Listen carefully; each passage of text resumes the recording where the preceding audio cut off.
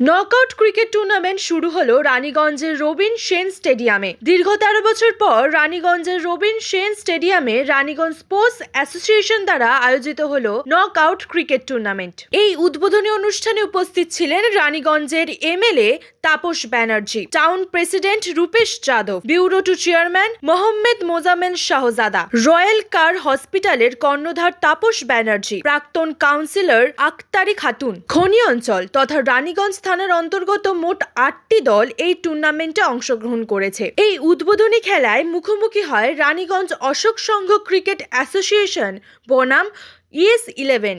আজ শনিবার উদ্বোধন পর্বে উপস্থিত রানীগঞ্জ ব্যুরো টু চেয়ারম্যান হাতে ব্যাট নিয়ে বল মেরে খেলাটির শুভ উদ্বোধন করে। আমরা শুনে নেব এই বিষয়ে ব্যুরো টু চেয়ারম্যান সংবাদ মাধ্যমে কি বললেন। देखिए रानीगंज शहरवासी को और युवा पीढ़ी को ये खेल के बारे में मैसेज दे रहा हूँ। जो करीब 12 साल से ये स्टेडियम में खेल बंद था, तो इस खेल को हम लोग रानीगंज स्पोर्ट्स एसोसिएशन के तरफ से चालू किए हैं और ये हमेशा चालू रहेगा। और आज के जो टीम खेल रही है इसमें अशोक संघ और S11 दो टीम आज खेल रही है। ठीक है, ओपनिंग किया डीज बॉल के खेला हो रहा है, जिसमें इस टीम में जो ये 6 टीम हिस्सा लिए हैं।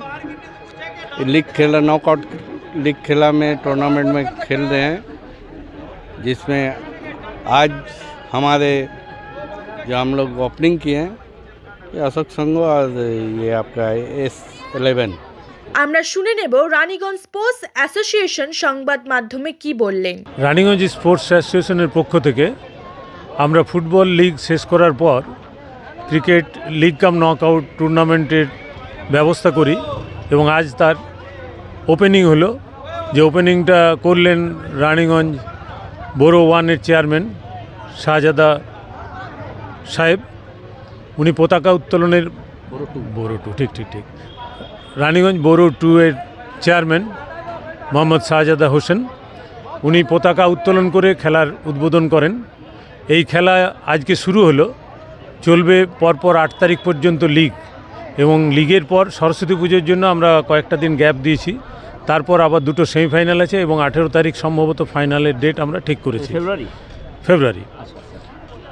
টিম রেজিস্ট্রেশন করেছিল 8টি টিম, কিন্তু আমাদের অংশগ্রহণ করছে এই লিগ কাম নকআউট খেলায় 6টি টিম। রানীগঞ্জ পিএসের অধীনের সেই 6টি টিমের মধ্যে প্রথমে লিগ পর্যায়ের খেলা হচ্ছে, শুরু হলো আজ। এরপর আমরা নকআউট পর্যায়ের খেলা করব। মোট 20 এবারের রানীগঞ্জ থানা আন্ডার পিএসের কোন এরিয়া থেকে টিমগুলো এবং টিমের কি নাম যদি জানান। এরিয়া থেকে আমাদের যেমন আজ খেলা হচ্ছে অশোক সংঘ বনাম ES11, কালকে আছে ভেটারেন্স, এটা রানীগঞ্জের ভেটারেন্স টিম প্লাস অরবিন্দ 11।